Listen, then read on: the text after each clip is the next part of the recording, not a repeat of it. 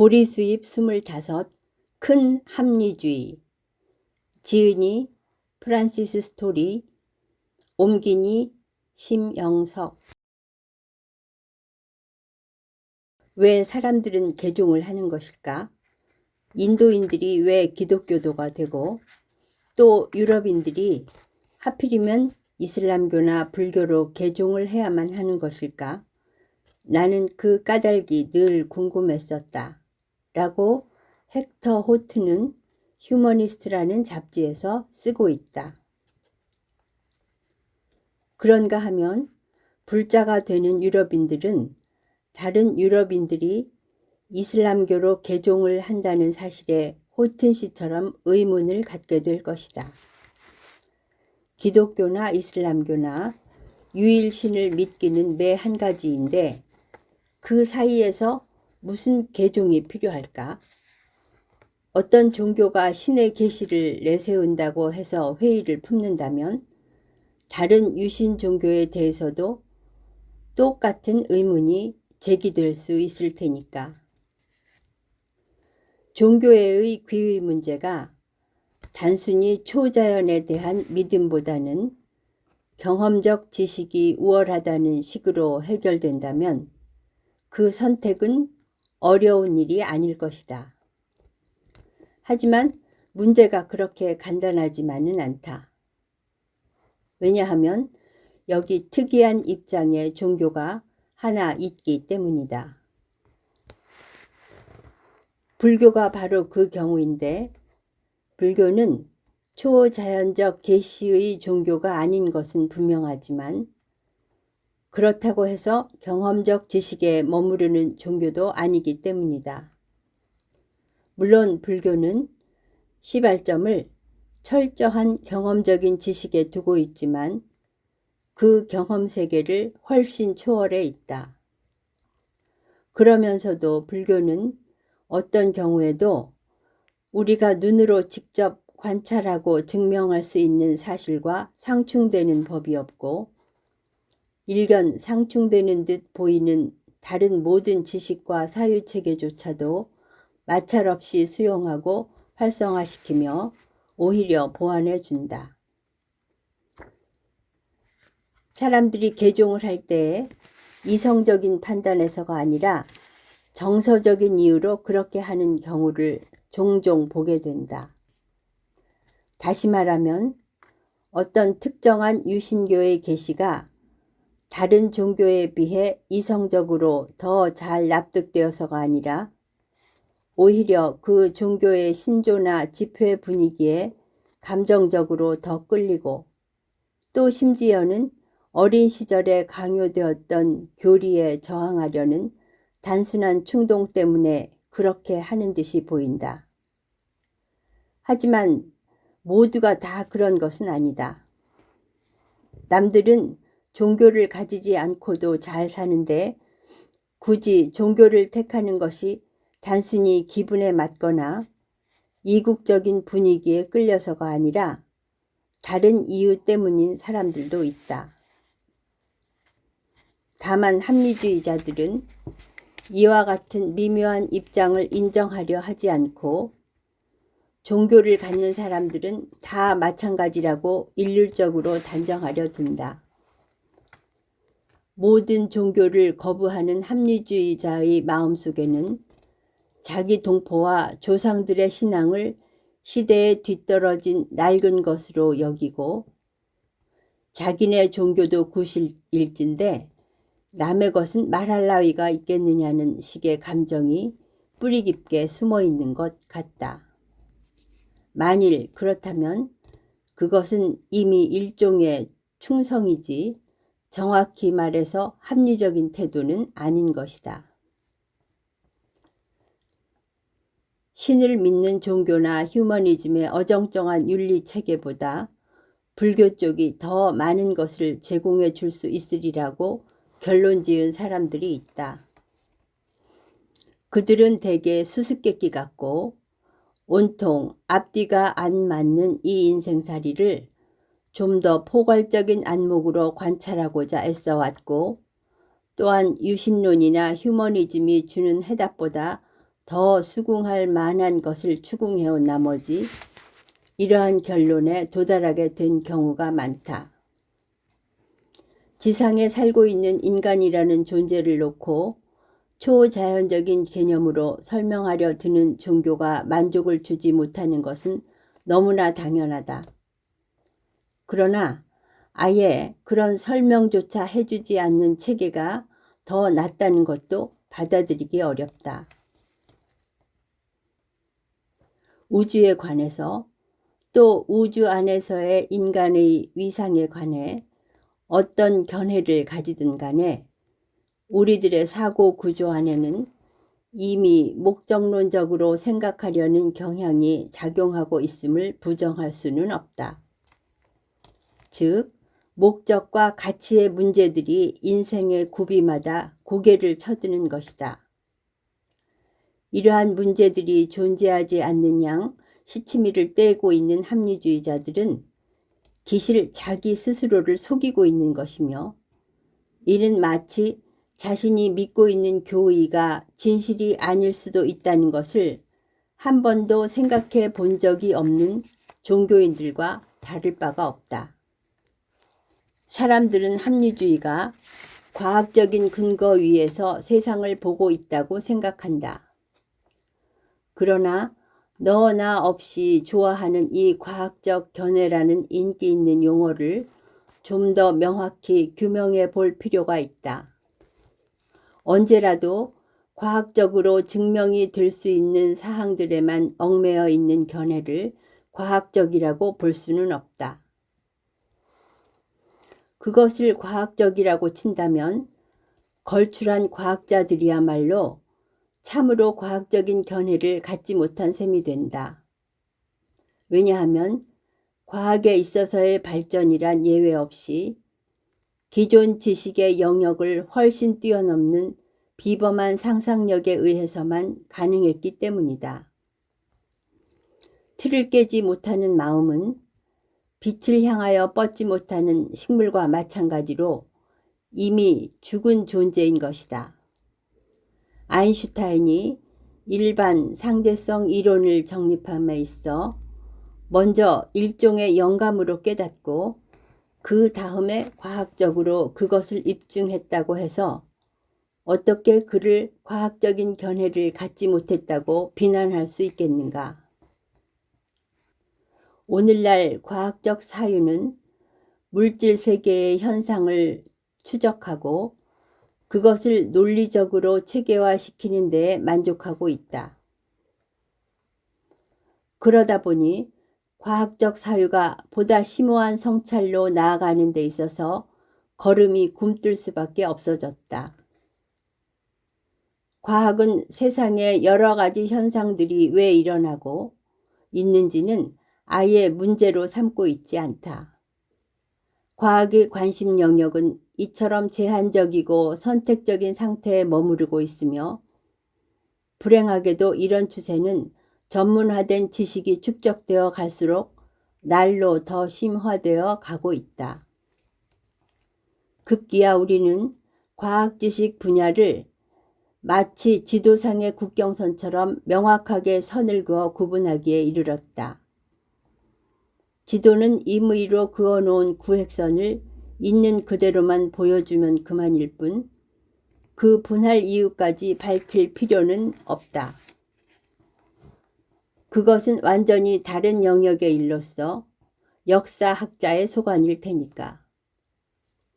마찬가지로 과학자들도 자기의 전공 분야만 파고들면 그만이지, 그것이 어떤 모양새로 어떤 목적을 추구하고 있는가 하는 거창한 문제의식 같은 것은 거들떠 볼 필요도 없고, 또 그것이 당연한 일로 여겨지고 있는 것이다. 이를테면 우리는 생물학적 진화를 진실로 여기고 있으며 그 이론의 전반적인 흐름에 어느 정도까지는 친숙해져 있다. 그렇지만 이 복잡 다단한 진화 과정이 도대체 왜 시작되어야 했으며, 또 일단 시작되었다면 그토록 장구한 세월에 걸쳐 끈질긴 시행착오를 거쳐 초보적 단세포 생물에서부터 시작하여 마침내 불완전하나마 고도로 복잡한 오늘날의 인간 구조로까지 변형시켜 온 추진력이 과연 무엇이었는지는 알 길이 없었고, 이에 대해 꼬치꼬치 따지는 것을 과학은 별로 달가워하는 것 같지 않다. 그런 관점에서 창조주의 필요성은 없어지고, 그런 창조주의 존재가 우주의 구성에 꼭 필요한 존재가 아닐 뿐더러 실질적으로 있을 수도 없다고 보게 되자 사람들의 사고방식은 목적이라든가 그 방향으로 이끌어주는 원리와 같은 일체의 가치 문제는 아예 제쳐놓아도 무방하다는 쪽으로 기울어지게 되었다.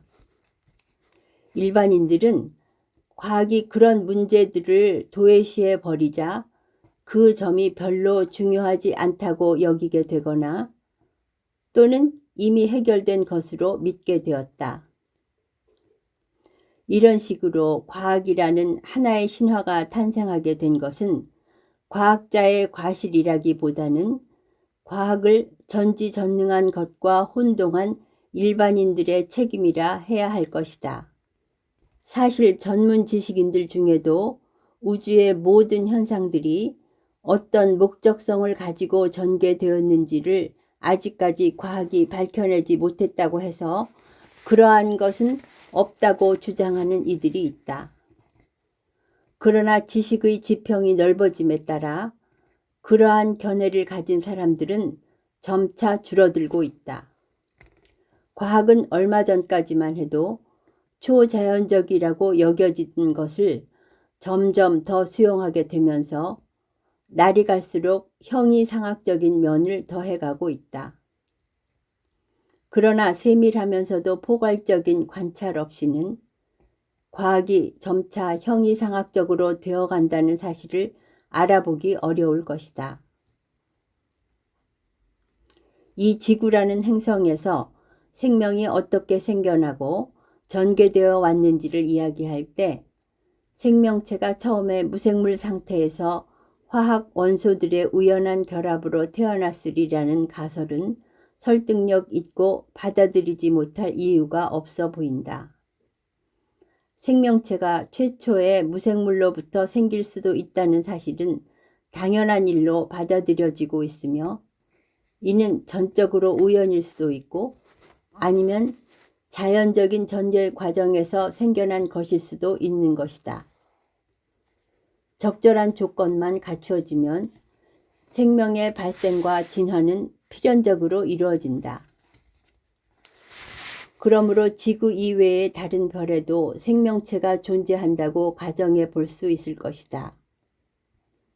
생명의 발생은 그렇게 시작되었다 하더라도 왜 그것이 단세포 원형질 단계에서 끝나지 않았을까? 또 그 단계에서 머물지 않았다면 어째서 기본 형태들을 단순 반복하지 않고 실제로는 유기적이고 감각적인 기관을 꾸준히 늘려가면서 한 단계에서 다음 단계로 계속 발전하였는지 그것이 의문으로 남게 된다. 흔히 이런 의문에는 환경에 적응하기 위해서라는 대답을 하는데 그것은 본질적으로 목적론적인 차원의 대답이다. 그렇게 되면 다음과 같은 의문으로 이어지게 된다. 진화가 그런 식으로 전개되도록 지능적인 방향 제시를 해준 그 무엇이 있었을 터인데 그것은 과연 무엇이었을까? 비록 어렴풋하게나마 특정한 필요성을 식별해낼 수 있고 또 자연 도태라든가 기타 생물학적인 원리에 따라 작용하여 필요한 기관을 만들어내게 한 그 어떤 것이 있었다는 말인가? 왜냐하면 생명체는 비록 정도의 차이는 있다 하더라도 유기적인 자체 통합 능력을 가진 것으로 보이기 때문이다. 비록 많은 세부적인 내용들은 아직 밝혀지지 않았지만 자연 도태라는 순전히 부정적 이론만으로는 해석될 수 없는 적극적인 유기적 구조를 보여주고 있는 것이다. 즉 소극적 과정이 벌어지기 이전에 먼저 적극적이고 능동적 과정이 벌어지고 있었음이 틀림없다. 이러한 사태를 주도하는 어떤 전지전능한 힘이 존재한다고 보지는 않지만 만일 그런 힘이 있었다면 시행착오와 같은 서투른 진행 과정이나 무모한 소모는 생략될 수 있었을 터이므로 그렇다고 해서 과연 이러한 문제 자체를 적절치 않다고 팽개쳐 둘 수 있는 것인가?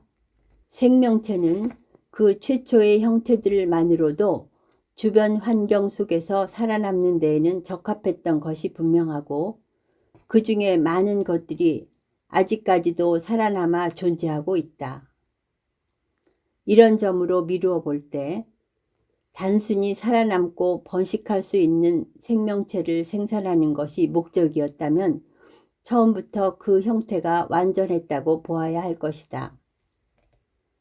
장소의 이동마저도 살아가는 데 꼭 필요한 것은 아니니 식물이 움직이지 않고도 주변 환경에 완벽하게 적응하면서 훌륭히 존재하고 있는 것만 보아도 알 수 있지 않은가? 유기적으로 살아가는 데 필요한 활동은 입과 소화 및 배설기관만으로도 충분한 것이다. 단세포 동물이 그 이상의 기관들을 발달시켜야 할 필요는 조금도 없었을 것이다.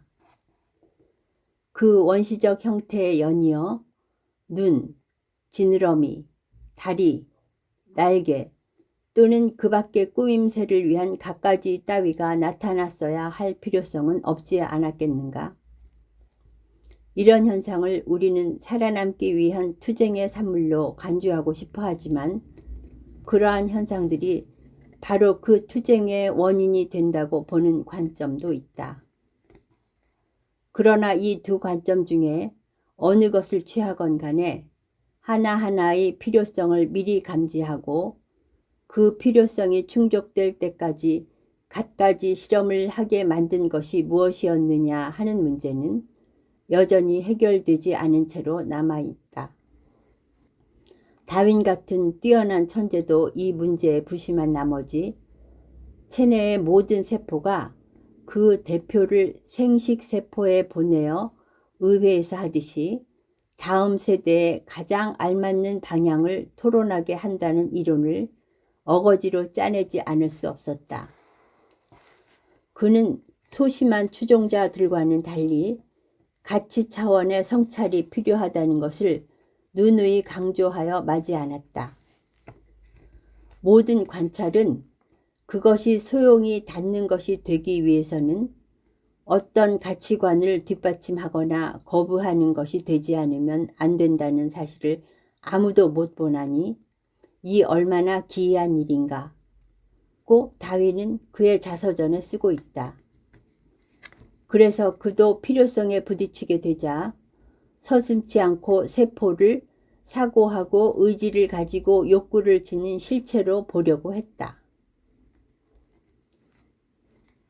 무엇이 동기를 유발시키는 충동을 감지하는 주체인지 규명하지 못하면서 그 동기의 문제를 거론한다는 것은 석연치 않지만 이 경우 아직 달리 대안이 없는 형편이다. 그러므로 우리의 사고를 바꾸어서 생물에게 있어서의 세대를 어떤 욕구와 그것의 성취를 이어주는 고리의 개념으로 보는, 즉 세대 간의 접속 원리 같은 것을 상정해 볼 필요가 있다. 생물학적 진화론은 이러한 가설을 용납하려 들지 않겠지만 이러한 가설을 비논리적인 사변에 불과한 것으로 취급한다고 해서 그 필요성까지 해결되는 것은 아니며 실제로 진화론이 남겨놓은 그 미진한 부분이 메꾸어지는 것도 아니다. 무언가 의지와 같은 것이 작용하고 있는 것을 안 이상에는 그 의지가 어디에서 나오고 있는지 알아보려 드는 것은 자연스러운 일이라 할 것이다. 또 그 의지란 것이 목표를 향해 나아감에 있어 머뭇거림이 많고 그 작용 역시 엉뚱하며 도덕성과도 전혀 무관하다면 우리가 이 의지를 두고 꼭 전지전능하고 자비로운 창조주의 활동이라 믿어야 될 이유는 없어지며 따라서 그 활동력이 나오는 원천을 다른 데에서 구할 수도 있는 것이 아닐까? 생물체가 매우 복잡하고 세련된 구조 쪽으로 진화해 가는 것이 오로지 살아남기 위해서만이 아닐진데 그렇다면 그 이유가 될 만한 원인을 다른 데에서 찾아보아야 할 것이다. 그러고 보면 고도의 감각기관을 갖추는 것이 살아남는 능력 자체에는 그다지 도움이 되지 못하였지만 즐기는 능력 면에는 기여했음을 알 수 있다. 나무가 사람보다 더 오래 살지만 즐거움의 추구라는 측면에서 사람의 삶이 나은 것으로 여겨지게 마련이다. 따라서 생명체에 있어 목숨 부지만이 주된 목적이 아니라는 것이 자명해진다. 즉 쾌락의 충족이라는 또 다른 동기가 있는 것이다. 더욱이 이것은 살아남고자 하는 의지를 조금 거들어주는 정도가 아니라 사실은 그 뒤에 존재하고 있는 생존의 목적이라 할 수 있으며 오히려 생존은 이 쾌락 충족이라는 목적을 이루기 위해 1차적으로 해결되어야 할 필수 요건일 뿐이다. 요컨대 생물학적 진화는 쾌락의 원칙에 따른다. 진화의 목적은 보고, 듣고, 냄새 맡고, 맛보고, 피부로 닿고, 그리고 생각하는 즐거움이라는 고도화된 감각적 경험을 누릴 수 있는 유기체로 발달해 가는 것 이외에 아무것도 아니다. 바로 이와 같은 감각적 즐거움을 찾는 욕망을 불교에서는 생명을 지속시키는 추진력이라고 단정한다. 이러한 욕망이야말로 어떤 발달 단계에 있든지 지상에서건 다른 행성에서건 모든 생명체 뒤에 숨어 있으며 생명을 지속시키는 원인의 근본적 요소인 것이다. 이러한 욕망을 불교에서는 딴하, 즉 가래라 부르는데 이 가래가 바로 창조주의 자리를 차지한다. 가래란 자체 생산되는 것이어서 생명 창조의 과정도 끊임없이 거듭하며 이어지는 것이다. 그래서 조물주와 같은 어떤 최초의 원인 같은 것을 설정할 필요가 없다. 지금 우리가 살고 있는 우주는 시작이 있었고 언젠가는 끝이 오겠지만 불교적 관점에서 보면 그것은 성주 괴공하는 연속적인 우주 과정 중의 하나일 뿐이며 이 과정에는 맨 처음이라는 것이 없다. 불교적 우주관에 따르면 어떤 세계가 끝나게 될 때 물질은 무기 상태가 되고 그 기간이 오랫동안 이어진다. 그리고 나서 혼돈 상태에서 차츰 새로운 세계나 섬 우주가 형성되고 거기에 생명이 또다시 나타나게 된다. 그럴 때 생명은 현존 우주의 직전 단계에 살았던 존재들의 재생이며 그 업력이 자연계의 화학적 작용과 더불어 유기체를 만들어내기 시작한다. 이 변화 과정은 장부경의 악간야경 등에 직접적으로 또는 비유적으로 서술되어 있다. 이와 같은 진화에 관한 불교적 설명을 납득하려면 지구상에 나타난 최초의 생명 조직의 지질학적 단서가 전혀 없다는 사실을 환기하는 것이 도움이 된다. 최초의 생명체들은 원형질의 상태로만 존재했기에 당연히 화석과 같은 자취를 전혀 남기지 않았다. 뿐만 아니라 그들의 출현 이전에 그들과는 다른 그다지 실체가 분명하지 않은 어떤 존재들이 있었을지도 모르며 악간야경의 서술은 생각보다 훨씬 더 정확한 사실일지도 모른다. 가래는 정신적 충격력이며 불교에서는 정신적 에너지를 여러 가지 측면에서 전기나 전자파와 유사하다고 본다. 사고 충격력이 그런 전기나 전자파와 유사한다는 것은 뇌파 사진의 사고작용이 파장 형태로 나타난 것에서도 드러난다. 또 정신작용의 하나인 텔레파시의 존재는 이성적인 사람들까지도 만족할 만큼 증명이 되었지만 아직도 그것이 실제한다는 것을 인정하지 못하는 사람이 많으므로 여기서는 자세한 논의는 하지 않겠다. 초심리학에서 다루는 심령현상의 문제점들은 물론이고 우주운행의 주요 원리도 우리가 볼 수도 없고 알 수도 없는 방법으로 작용한다는 것을 현대과학은 보여주었다. 이를테면 전류는 적당한 조건 하에서 열이나 빛이나 소리나 힘 같은 것으로 변환되지만 아직까지 그 본질의 정체는 밝혀지지 않고 있다. 중력은 은하계의 별들을 있을 자리에 있게 해주고 달은 지구 위에 조수를 일으키고 있지만 우주 공간에 떠 있는 달과 지구상의 바닷물 사이에 어떤 물리적 관계가 있는지는 드러나지 않았다. 더욱이 우리는 중력이 질량을 가진 물체 자체의 속성인지 아니면 휘어진 공간의 특수작용인지조차도 확실히 알고 있지 못하다. 과학이 모든 현상들 간에 인과관계가 있다는 사실은 지적하면서도 그 관계를 과학적인 개념으로 다 설명하고 있지는 못하다는 것을 유념하자. 심지어 인과 법칙 자체를 아예 무시하려는 과학 철학자들도 없지 않다. 힘의 본질은 그 실체를 밝힐 수 없어서 아직도 불가사의로 남겨둔 채 과학자들은 겉으로 드러난 힘의 작용만을 조사하고 측정하는 일에 대부분의 시간을 바쳐왔다. 물리학 분야가 이 정도라면 유전학이나 생물학 분야는 더 말할 것도 없다. 불교에서는 한 개체가 다음 개체로 생을 이어갈 때에 정신적 에너지가 신체 진화 과정에 결정적 작용을 하는 바 그 진화 과정의 방향과 목적을 결정짓는 것을 가래라고 주장한다.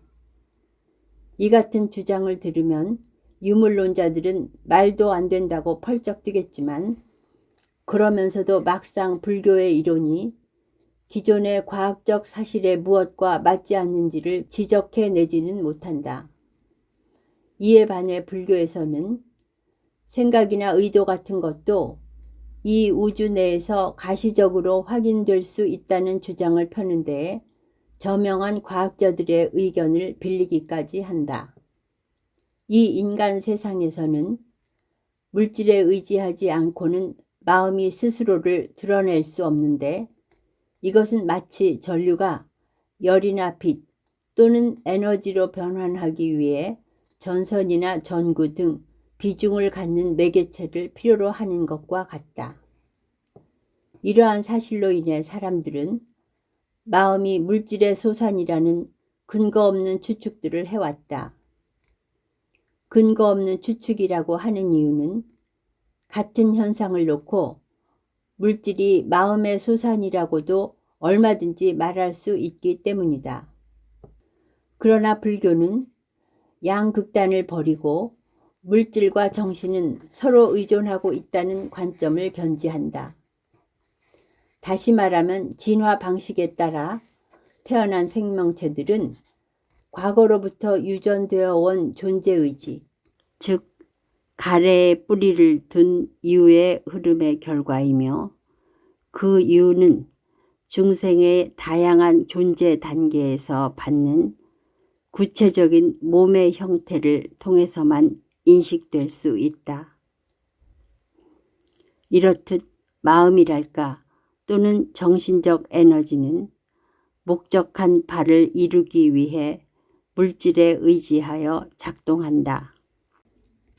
과학이 우리에게 아주 강렬하게 시사하는 한 가지 진리가 있다. 그것은 이 세상은 사물의 세계가 아니라 사건의 세계라는 것이다. 즉, 이 우주는 역동적인 변화가 뒤얽혀 있는 곳으로서 그 속에서는 완성의 상태에는 이르지 못하고 실제로는 영원히 되어감, becoming, 많이 있을 뿐이라는 주장이다. 이 주장이야말로 부처님이 처음 가르침을 펼칠 때부터 우리에게 보여주고 일깨워 주신 진리가 아니겠는가. 불교의 재생이론은 흔히들 많이 오해하고 있듯이 한 영혼의 전이를 의미하는 것은 아니다. 불교에서는 그런 식으로 영속하는 실제가 있다는 것을 전적으로 부정한다. 죽은 다음에도 개체가 부분적으로든 전체적으로든 존속하거나 불사한다는 말은 일고의 가치도 없는 것이다. 개체라고 하는 것은 소위 심신이라는 오온의 집합체로서 그것은 자연법칙에 따라 또한 과거의 마음이 빚어낸 업인에 따라 모이고 흩어지는 것으로 여겨질 뿐이다. 연기로 이루어진 것은 무엇이나 반드시 소멸하기 마련이며 결코 영구불변일 수는 없는 것이다.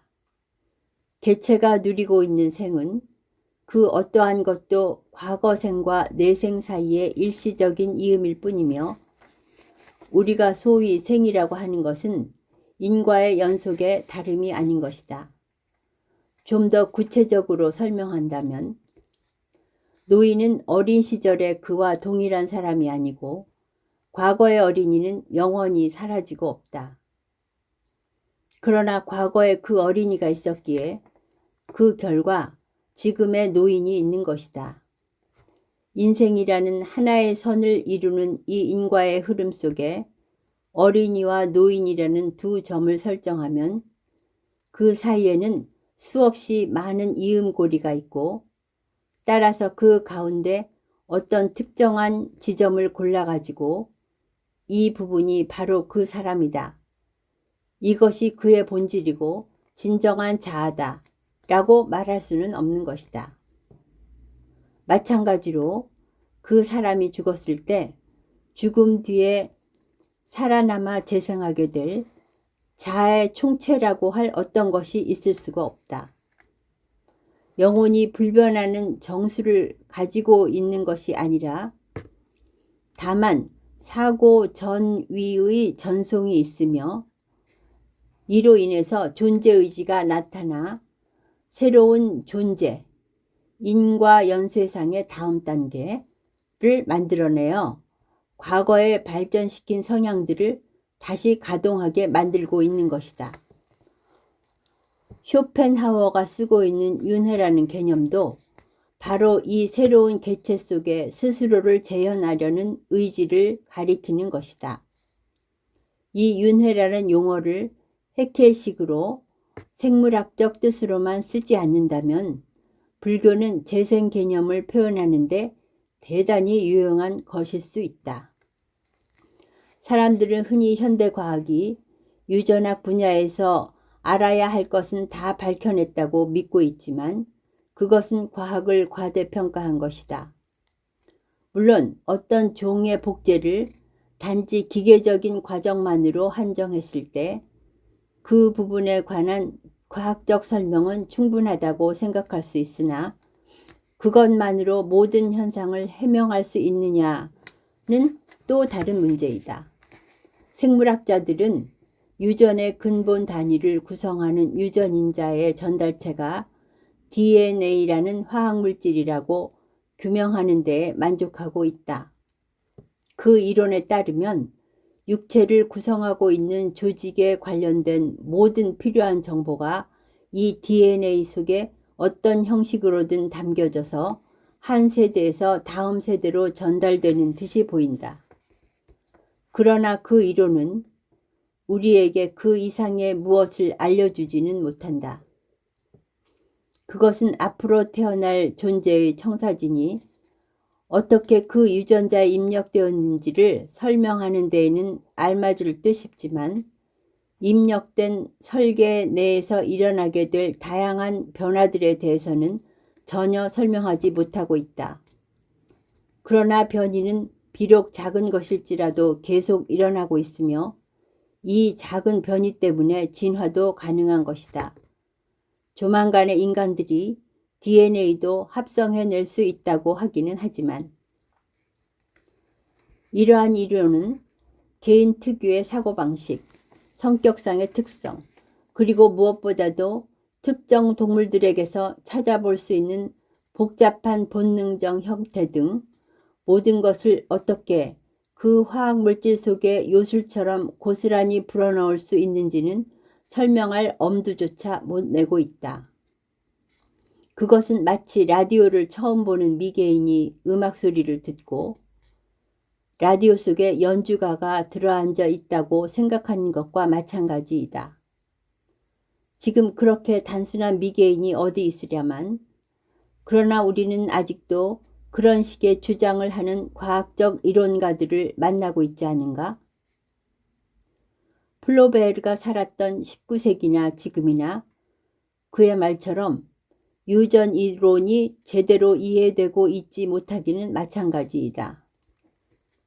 DNA의 실제 기능은 학자들이 주장하는 그대로일 테지만 그래봐야 DNA는 아직까지 알려지지 않는 어떤 힘을 전달하는 물리적 도체에 불과한 것이다. 불교에 의하면 그 알려지지 않은 요소란 곧 업이고 DNA는 재생의 과정에 수반하는 한낱 보조 물질일 뿐이다. 부처님이 창조신에 대해 확실하게 언급한 적이 없고 불가지론적 입장을 취했다고 하기도 하는데 그것은 전적으로 틀린 말이다. 부처님은 창조주 또는 절대자의 존재를 단호히 부정하였으며 그의 사상체계에는 절대자가 발붙일 여지가 없다. 부처님이 영원한 세계와 같은 절대론적인 세계관에 대해서는 논의하기를 거부하신 것은 불가지론자들처럼 지혜가 부족해서는 아니었다. 부처님이 그렇게 하신 것은 오히려 단지 지적 기능만 가진 범부의 마음으로는 상대적 개념의 영역을 벗어난 것은 전혀 이해할 능력이 없기 때문이며 또한 언어로는 시공의 세계를 벗어난 경험 영역을 표현할 수 없기 때문이다. 우리는 오직 비교와 대비의 방식으로만 말하고 생각할 수 있으며 또 개념의 전달이란 우리 모두가 알고 있고 또 명명할 수 있는 사물들에만 국한되기 때문이다. 궁극적 진리에 관해서는 그 어떤 것도 언어로 표현할 수가 없다. 그런데도 우리는 우주 생성을 이야기할 때에는 최초 또는 조물주라는 제1원인을 굳이 들먹이고 싶어 하는데 그것은 그만큼 우리의 사고 습성이 상대적 관념에 깊이 젖어 있기 때문인 것이다. 이는 마치 우리의 육체적 움직임이 공간의 개념 없이는 생각할 수 없듯이 우리의 사고도 관계와 연속의 개념을 떠나서는 생각할 수 없다. 무시무종의 시간에 시작이 있다는 생각은 맞지 않는다는 사실을 이해하는 데에는 형이상학의 힘을 빌릴 필요도 없다. 아인슈타인 수학의 휘어진 공간과 마찬가지로 시간은 시작과 무관하다는 이 진리는 형식 논리나 의미론으로 다룰 수 있는 문제는 아니다. 그러나 시간과 공간이라는 개념도 물체와 일어나는 사건들 간의 상관관계로부터 나온 것임을 상기하면 필연적으로 자가당착임을 알 수 있다. 사물과 그 사물의 운동이 존재하기 이전에는 어떤 시간도 결코 있을 수 없는 것이다. 따라서 이미 흐르고 있는 시간상의 어떤 특정 시점에 이르러 이 우주가 마치 아무것도 없던 데에서 호련히 생겨났다는 것은 말이 되지 않는다. 이렇듯 윤회라는 생명의 흐름에는 시간상의 시발점이 없지만 그 개체가 스스로 그 흐름의 종지부를 찍을 수는 있다. 인간은 이 지겨운 윤회라는 개체적 존재의 흐름에 끝을 낼 수 있고, 불교는 이를 실현하기 위한 정신개발의 방법을 제시하고 있다. 그 방법은 다름이 아니라 이 가래라는 헐떡거리는 충동을 완전히 멸진시키는 것이다. 이와 같은 근본적 심리 전환을 이루면 고도의 인식 및 통찰 기능의 발전이 따라오고, 그 결과로 조건 지워진 존재를 넘어서 저 실제의 세계를 있는 그대로 체험하게 된다. 부처님이 지니셨던 지혜가 바로 이런 것이었으며, 그분이 가르치신 교리에서 이러한 지혜의 예를 우리는 얼마든지 볼 수 있다. 사실 부처님의 그 교리는 다른 종교들의 교리와 너무나 판이하기 때문에 과연 이런 교리를 종교라는 범주에 포함시킬 수 있을지 의문이 생길 정도이다. 왜냐하면 부처님은 사실은 충분히 관찰하고 분석해서 원인과 그 상관관계를 파고드는 특유의 접근 방식을 갖고 계셨기 때문이다. 그것은 이른바 이 세상에 종교라는 것들을 펼쳐놓은 허다한 독단적 신비주의자들보다는 차라리 오늘날 과학자들이 채택하는 방법에 더 가까워 보인다. 그러나 부처님의 탐구 영역은 물질 세계가 아니라 마음의 세계였다. 휴머니스트나 합리주의자들의 관점을 꼼꼼히 따져보면 우리가 실제로 겪고 있는 금생 이후에 계속해서 닥치게 될 경험에 대해서는 시사해 주는 것이 전혀 없음이 분명해진다. 그들에 의하면 선한 사람이건 악한 사람이건 그 생애가 실패와 좌절로 점철된 사람이건 모두 똑같이 하나의 귀결점, 저 어두운 망각의 세계로 빠져든다는 것이다. 그렇다면 삶의 의미는 과연 무엇일까? 엄청난 허망, 또 얼빠진 무의미, 그것이 삶의 가장 두드러진 특징이 되고 말지 않겠는가?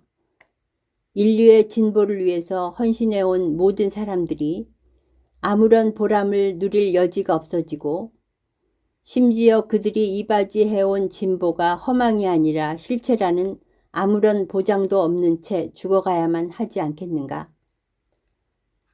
물론 금세기를 살고 있는 우리가 할아버지들 세대와 똑같은 방식으로 진보를 믿을 수는 없는 노릇이다.